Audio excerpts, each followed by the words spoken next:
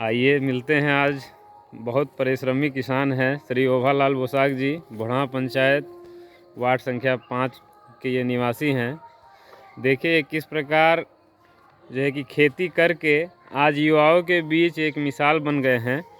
जो युवा को नौकरी नहीं मिलती है वो सरकार को दोष देते हैं, लेकिन बताइए ये इतनी उम्र में भी इन्होंने खेती को अपना एक जरिया बनाया है अपने आजीविका का।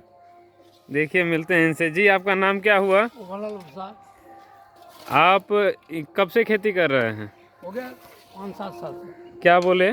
5-6 साल हो गए। 5-6 साल से आप खेती कर रहे हैं? हाँ, ये बाड़ी द्वारी करते हैं। और पहले इसमें राजमिस्त्री थे। पहले राजमिस्त्री थे। तो उसमें आपको आजीविका नहीं चल पा रहा था? रोजाना काम नहीं मिल रहा था? रोजाना शरीर अब चल नहीं रहा ना।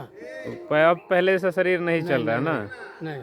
तो उसके बाद जो है कि आप खेती में ही मतलब हम मौसम के अनुसार खेती करते हैं? मौसम के अनुसार ही करते। साल भर खेती करते रहते हैं ना? साल भर करते हैं। जैसा मौसम रहा उसी हिसाब से फसल लगाते हैं। उसी हिसाब से। और आपको इसका मतलब मुआवजा जो है कि खेती करते हैं तो उससे उचित बचत हो जाती है आपको? हमारा पेट भर जाता है आराम से। पेट भर जाता है ना? इसमें यूरिया खाद वगैरह भी डालते हैं? यूरिया भी देते हैं, राखों को देते हैं। ज्यादातर क्या देते हैं आप? राखों को देते हैं सब। जो प्राकृतिक खाद है उसी का उपयोग करते हैं? यूरिया का कम उपयोग? यूरिया और डीएपी का कम उपयोग करते हैं। कम उपयोग करते हैं ना?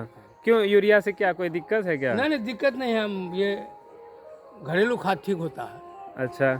हाँ, आजकल तो किताबों में भी पढ़ी जा रही है कि जो यूरिया डीएपी वगैरह है उससे कई खेतें जो है कि बंजर हो गई हैं। तो अभी तो आपकी खेती अच्छी होती है ना? उपज होती है ना अच्छी खासी? लगभग आपको खेती करते हुए कितने साल हुए? अच्छा, तो बहुत दिन से खेती करते थे हम। खेती बहुत दिन से, मतलब बचपन से ही आप लोग खेती से ही जुड़े हुए हैं ना? और इस बार आपने क्या लगाया है? बैगन। ये देखिए इनका खेत है। और आप जानते ही हैं कि एक किसान का खेत पुत्र के समान होता है। और इसकी देखभाल भी श्री ओभालाल जी देखिए किस प्रकार बैगन को इन्होंने लगाया है। और सिर्फ यहीं पे खेती कर रहे हैं या फिर और भी कहीं? और भी है। और भी है उधर है ना? हाँ, आलू है। आलू भी लगाया है? बीन्स भी लगाए हैं। बीन्स की खेती यहाँ पे करते हैं आप? देखिए इस छोटे से गांव में बीन्स की खेती कर रहे हैं श्री ओभालाल बोसाक जी, जो हमारे किसान हैं। और ये खेती सिर्फ घर की आजीविका चलाने के लिए, मतलब घर में ही इसका उपयोग करते हैं या फिर इसको बाजारों में ले जाकर बाजार भी ले जाते हैं, फुलबड़िया मार्केट बेचते हैं, है ना? तो बताइए आपका उम्र कितना हुआ होगा? बहुत उम्र है, 65 से ज़्यादा होगा। 70 के आसपास? 70 के आसपास। तो आप अभी भी खेती कर रहे हैं और खेती करके ही आप शायद अभी तक स्वस्थ हैं, है ना? स्वस्थ है। आपकी उम्र में मैंने देखा है बहुतों को जो कि बेड पकड़ लेते हैं, लेकिन आप अभी भी स्वस्थ हैं। देखिए इतना बड़ा वजन का बोरा ये उठाकर खुद लेकर आए हैं, मैंने खुद देखा है। और अच्छा, आपकी खेती में आपका सहयोग कोई करता है कि नहीं? ना, हम अकेले करते हैं, कोई जनपाट कुछ नहीं लेते हैं। जैसे आपके परिवार से? नहीं, कोई नहीं, अकेले हम करते हैं। पत्नी आपकी कोई मदद नहीं करती? करती, वो सिर्फ बैगनों को तोड़ देती है। अच्छा, जब फसल तैयार हो जाता है तो सब्जी तोड़ने के लिए जो आपकी पत्नी है आपका सहयोग करती है ना?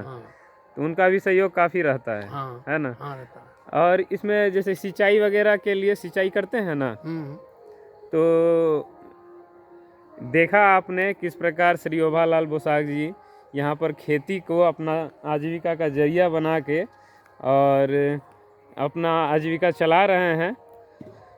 और कुछ आप श्री ओभालाल बोसाक जी, आप युवाओं को क्या संदेश देना चाहते हैं? जैसे कि कई युवा बोलते हैं कि हमारे पास तो काम ही नहीं है, तो उनको क्या संदेश देना चाहते हैं? वो सरकार को दोष देते हैं, माँ बाप को दोष देते हैं। मेहनत करना पड़ेगा, मेहनत का रोटी तो मीठा होता है ना। मतलब अगर किसी के मन में चाह है तो वो कोई भी काम कर सकता है ना? उससे वो मुनाफा कमा सकता है। कमा सकता है। तो जो युवा बोलते हैं कि सरकार ने मेरे लिए कुछ नहीं किया, माँ बाप ने मेरे लिए कुछ नहीं किया, तो उसको कुछ संदेश देना चाहते हैं? उसको क्या संदेश देंगे जब उसके लिए क्या करेगा वो? उसको खुद सोचना चाहिए। खुद से कुछ करे। पाने के लिए तो कुछ खोना ही पड़ेगा। हाँ, किसी को दोष देना सही बात है या फिर नहीं, खुद परिश्रम करना चाहिए? दोष देना सही बात नहीं है। खुद परिश्रम करना चाहिए। परिश्रम करना पड़ेगा। देखिए इस उम्र में भी ये परिश्रम कर रहे हैं, तो युवा भी क्यों नहीं परिश्रम कर सकते हैं? देखिए किस प्रकार अपने खेतों में ये जो है कि राख को, अच्छा राख डालने से क्या होता है? राख यूरिया से अच्छा होता है। राख से क्या उपजाऊ क्षमता बढ़ती है? हाँ, बढ़ता राख डालने से? हाँ, बढ़ता है। राख कब उपयोग करते हैं आप? हाँ, राख ज़्यादा उपयोग करते हैं। नहीं कब करते हैं? जब फसल लगाते हैं? फसल लगाते हैं उस टाइम में करते हैं, और हाँ। जब फसल हो जाता है उस टाइम में भी देते हैं। इसे काम उम करने के लिए देना पड़ता है राख। गोबर वगैरह का भी उपयोग करते हैं? गोबर तो है नहीं, गोरू नहीं है। अच्छा, गोबर नहीं होने के कारण गोबर का उपयोग नहीं कर रहे हैं, इसीलिए मजबूरी में यूरिया का उपयोग करना पड़ता है कभी कभी, है ना? हाँ, यूरिया करना पड़ता है। अगर आपको गोबर उपलब्ध हो जाए तो आप गोबर का ही उपयोग करेंगे? हाँ, करेंगे। चलिए, बहुत बहुत धन्यवाद श्री ओभालाल बोसाक जी। आप इसी प्रकार से खेती करते रहें और इसी में जो है कि आप उन्नत किस्म की फसलें लगाएं। धन्यवाद।